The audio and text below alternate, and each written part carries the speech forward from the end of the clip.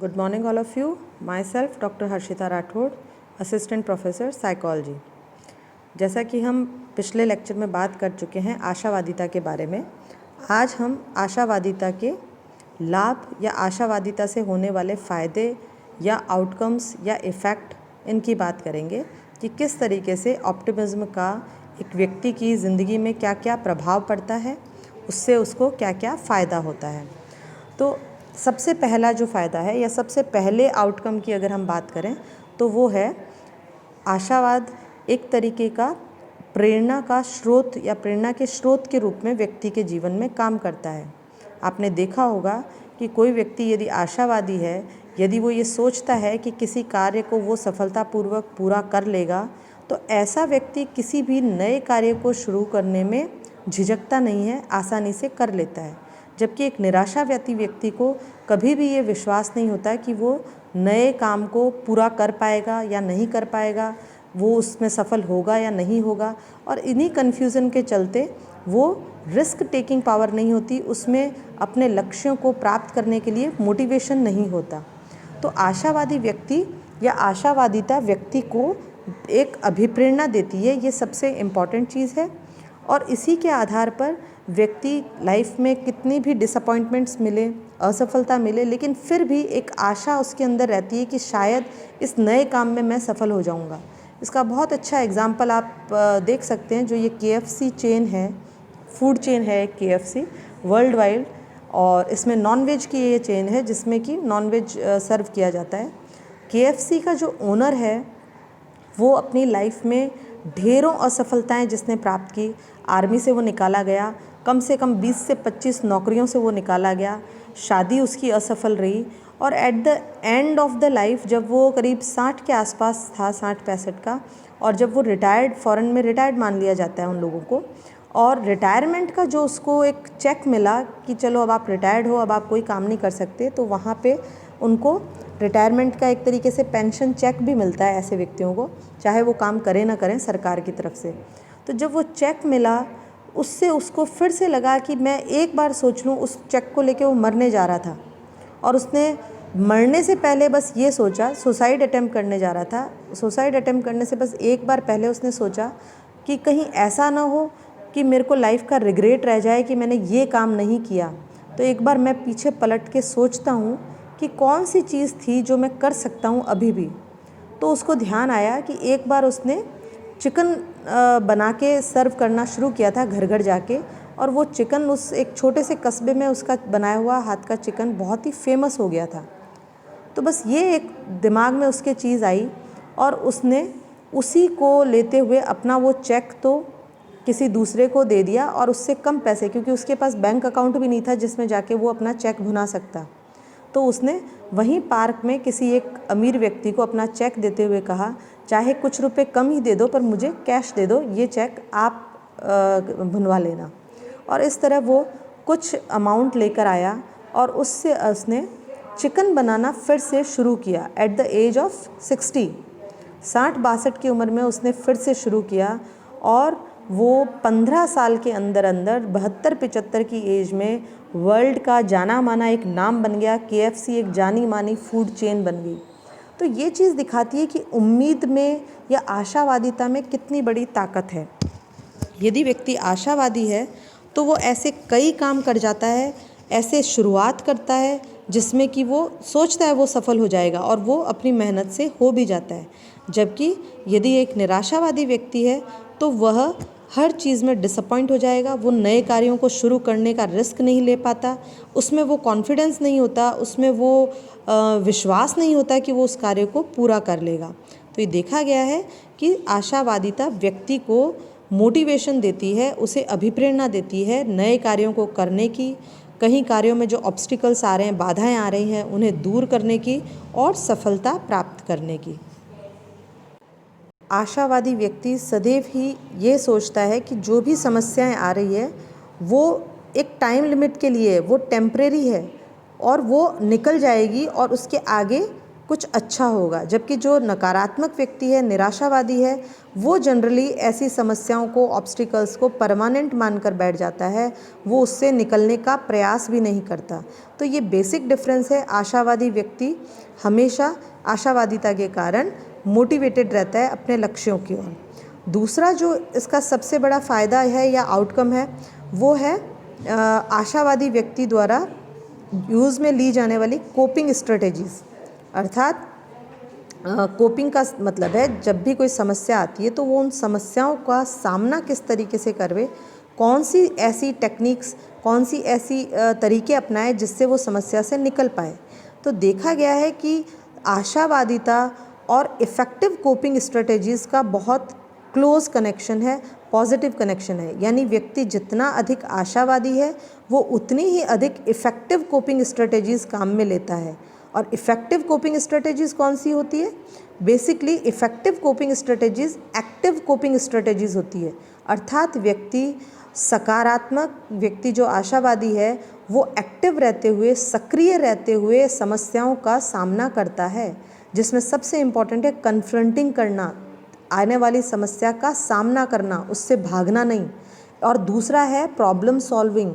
ये भी एक बहुत इम्पॉर्टेंट कोपिंग स्ट्रेटेजी है। अर्थात जो भी समस्या है उसे सॉल्व करने की कोशिश करना। देखा गया है कि आशावादी व्यक्ति इन चीज़ों पे बहुत ज़्यादा फोकस करता है, एक्टिव कोपिंग स्ट्रेटेजीज अपनाता है। जब भी वो किसी समस्या में फंसता है तो वो बजाय उससे भागने के, उसको अवॉइड करने के, वो उसका सामना करना पसंद करता है और वो समस्या से निकलने के नए नए तरीके खोजता है। आपके कॉलेज स्टूडेंट्स के ऊपर एस्पिनवॉल और टेलर ने स्टडीज़ की और उन्होंने पाया कि कॉलेज स्टूडेंट्स अब जो आशावादी होते हैं, अधिक ऑप्टिमिस्टिक होते हैं, वो चैलेंजेस का सामना करते हैं। और कैसे सामना करते हैं? सपोज़ एग्ज़ाम्स हैं तो एग्ज़ाम्स एक समस्या है, उसके लिए वो क्लासेस अटेंड करेंगे, अपने नोट्स प्रिपेयर करेंगे, एग्ज़ाम्स की तैयारी करेंगे, पेपर्स लिखेंगे और अपने नए रिलेशंस बनाएंगे जिससे कि उनको सोशल सपोर्ट भी मिल पाए। जबकि जो पेसिमिस्टिक या निराशावादी व्यक्ति है वो जनरली समस्याओं से बचने की कोशिश करते हुए नज़र आते हैं। अर्थात वो एक्टिव कोपिंग स्ट्रेटेजीज़ ना अपनाकर पैसिव, एक तरीके की अवॉइडिंग कोपिंग स्ट्रेटेजीज़ अपनाते हैं। या तो वो उस सिचुएशन से भाग जाते हैं, ड्रॉप आउट्स हो जाते हैं, छोड़ देते हैं उस काम को, या वो अलग अलग तरीके से अपने आप को समझा लेते हैं कि मैं तो इस एग्ज़ाम में फ़ेल ही होऊंगा क्योंकि मेरे को तो मेरी तबीयत ठीक नहीं रही, पूरे साल टीचर मेरे पीछे पड़ा रहा। किसी ना किसी तरीके से वो अपने इमोशंस को सेटल करने की कोशिश करते हैं, ना कि समस्या का सामना करने की। अर्थात वो सिर्फ अपने इमोशंस को, जो फेल होने के बाद जो डर लगने वाला है, फेल होने के बाद जो दुख होने वाला है, उस इमोशंस को कम करने के लिए वो बहाने या एक्सक्यूज़ या प्रिटेंड करते हैं कि हमारे साथ ये कमी थी, घर में कमी थी, कॉलेज में कमी थी, उस वजह से हम नहीं कर पाए, अदरवाइज़ हम कर लेते। और एट द एंड उनका ये रहता है, वो सोशल इंटरेक्शन कम कर देते हैं, लोगों से मिलना कम कर देते हैं, अपनी जो एक्टिविटीज़ हैं उनको कम कर देते हैं और धीरे धीरे अवॉइडिंग फेज़ में चले जाते हैं। तो ये सबसे बड़ी चीज़ है कि ऑप्टिमिज्म व्यक्ति को या सकारात्मकता व्यक्ति को स्ट्रॉन्ग और अच्छी coping strategies, active coping strategies अपनाने पर जोर देती है। इसी के साथ जो तीसरा एडवांटेज है या तीसरा जो मुख्य फ़ायदा है ऑप्टिमिज्म होने का, वो है flexibility in using different coping strategies. अर्थात कि जो कोपिंग स्ट्रेटेजीज़ अलग अलग तरीके की है उनको यूज़ करने की फ्लेक्सिबिलिटी, लचीलापन। ये देखा गया है कि एक आशावादी व्यक्ति तरह तरह से नए नए उपायों को अपनाकर भी समस्या का समाधान करने की कोशिश करता है। लेकिन पेसिमिस्टिक व्यक्ति बहुत ही स्टर्बन या रिजिड होते हैं। अर्थात वो बहुत ही लिमिटेड वे में सोचते हैं और उससे अलग वो जाना भी नहीं चाहते, उन्हें परिवर्तन पसंद नहीं होता, वो नई चीज़ों को अपनाना नहीं चाहते, चाहे कोपिंग करने में वो नई चीज़ें उनको फ़ायदा दे। जैसे कि आप इसका बहुत सिंपल एग्जांपल ले सकते हैं, आजकल इलेक्ट्रॉनिक मीडिया या हम कहें कंप्यूटर्स, आईटी सेक्टर इतना राइज़ कर रहा है। लेकिन जो एक रिजिड व्यक्ति होगा वो कह देगा मुझे कंप्यूटर पे काम करना नहीं आता, मैं नहीं कर सकता। जबकि अगर वो सीख ले तो उसका काफ़ी सारा टाइम बच सकता है, एनर्जी बच सकती है और वो बहुत अच्छे से वो काम कर सकता है। लेकिन स्टिल देखा गया है कि पेसिमिस्टिक व्यक्ति नई चीज़ों को सोचना नहीं चाहता, नई चीज़ों को, उपायों को करना नहीं चाहता, जबकि आशावादी व्यक्ति सदैव ही नई चीज़ें, नई कोपिंग स्ट्रेटजीज़ को अपनाने के लिए फ्लेक्सिबल होता है, वो लचीला होता है नई चीज़ों को अपनाने में। तो ये भी एक बहुत बड़ा फ़ायदा है और इसके चलते व्यक्ति सिचुएशन, जो लाइफ की स्ट्रेसफुल सिचुएशंस हैं उनको कंट्रोल कर सकता है, उनसे बाहर निकल सकता है और आशावादी व्यक्ति ही ये कार्य कर पाता है। अदरवाइज़ जो आशावादी नहीं है वो तुरंत ही उम्मीद छोड़कर और नकारात्मकता की तरफ चला जाता है। इसके साथ ही जो तीसरा पॉइंट बताना चाह रहे हैं उसके अंदर ये एक और इम्पॉर्टेंट चीज़ है कि सकारात्मक व्यक्ति या आशावादी व्यक्ति क्योंकि सकारात्मक संवेगों के ऊपर कॉन्सेंट्रेट करता है, वो हैप्पीनेस, जॉय, क्यूरियोसिटी, लर्निंग, इनके ऊपर फोकस उसका होता है। वो ज़िंदगी में हर चीज़ में, छोटी छोटी चीज़ों में खुशियाँ ढूंढता है और जब वो इतने पॉजिटिव इमोशंस को जिएगा तो नेचुरल है कि ये पॉजिटिव इमोशंस उसके सकारात्मकता को बढ़ाते हैं और सकारात्मकता उसके स्वास्थ्य को बढ़ाती है। ये सकारात्मक संवेग उसके स्वास्थ्य को धनात्मक रूप से हेल्प करते हैं। जबकि जो नकारात्मक व्यक्ति है या निराशावादी व्यक्ति है वो क्योंकि वो नेगेटिव इमोशंस में ज़्यादा रहता है, एंजाइटी, डिप्रेशन, टेंशन, फ्रस्ट्रेशन, इनमें ज़्यादा रहता है और ये चीज़ें उसके शारीरिक और मानसिक स्वास्थ्य को भी नकारात्मक रूप से प्रभावित करती है, व्यक्ति की इम्यूनिटी को कम कर देती है, शारीरिक क्षमता, रोगों से लड़ने की क्षमता कमज़ोर हो जाती है और ऐसे निराशावादी व्यक्ति जल्दी ही शारीरिक मानसिक बीमारियों के उसमें फंस जाते हैं। जबकि आशावादी व्यक्ति फिज़िकली, मेंटली स्ट्रांग होता है, उसकी विल पावर स्ट्रांग होती है क्योंकि वो पॉजिटिव इमोशंस को ज़्यादा फील कर पाता है। तो ये भी एक बहुत बड़ा फ़ायदा है। और अब हम चौथे फ़ायदे की बात करें तो आशावादी दृष्टिकोण वाले जो व्यक्ति हैं वो कोपिंग की, जैसे मैंने बताया, विभिन्न विधियों को आराम से लचीलेपन के साथ अपनाते हैं और उससे वो कई बीमारियों का सामना आसानी से कर पाते हैं, कई समस्याओं का सामना कर पाते हैं। इसके साथ उनमें ये भी एबिलिटी होती है कि वो पीछे पास्ट में उन्होंने किस तरीके से समस्याओं का सामना किया है उसके आधार पे वो वर्तमान अपनी समस्या को एनालाइज करते हैं, उसके बेसिस पे वो अपने नई प्लानिंग करते हैं और प्लानिंग को एग्जीक्यूट भी कर पाते हैं। और जब ये तीनों चीज़ें होती है तब वो समस्या से आसानी से निकल जाते हैं।